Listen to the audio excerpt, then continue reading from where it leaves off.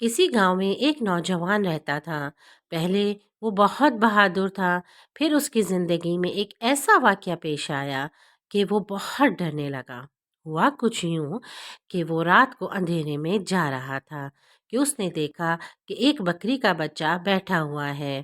اس نے ایک زوردار ٹھوکر اس بکری کے بچے کو دے ماری۔ وہ بکری کا بچہ درد سے قہرانے لگا اور اس کی آنکھوں سے آنسو جاری ہو گئے اور درد کی شدت سے اس کے دل سے بد دعا نکلی۔ وہ اپنے راستے پر چل دیا۔ ابھی وہ چند قدم بھی نہ چل پایا تھا کہ اس نے پیچھے مڑ کر دیکھا۔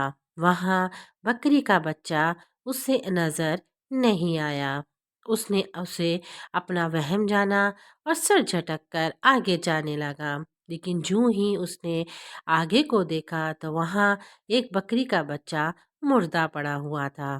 اس کے آسان خطا ہو گئے۔ اب اس کی جان نکلے جا رہی تھی۔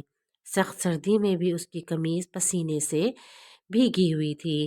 اب وہ بھاگنے کا راستہ ڈھونڈ رہا تھا، لیکن جس سمت بھی دیکھتا اسے مردہ بکری کا بچہ نظر آتا۔ وہ اس لمحے کو کوس رہا تھا جب اس نے بکری کے بچے کو لات ماری تھی، لیکن اب پچھتانے کا کیا فائدہ؟ دل ہی دل میں وہ اپنے کیے پر بہت شرمندہ تھا۔ اس نے اپنے کیے پر سچے دل سے اللہ تعالیٰ سے توبہ کی۔ اللہ تعالیٰ نے اسے اس مشکل سے نکالا اور وہ بامشکل اپنے گھر کو پہنچا۔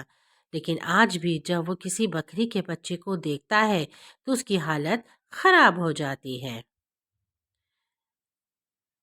معصوم اور بے زمان جانوروں کے ساتھ ظلم کرنے سے اس سے بہادری جیسی نعمت چھین لی گئی تھی۔ دیکھا بچوں، ہمیں جانوروں کو بھی پیار سے ٹریٹ کرنا چاہیے، ان کے ساتھ پیار سے پیش آنا چاہیے۔ آپ کبھی معصوم جانوروں پر ظلم نہ کرنا۔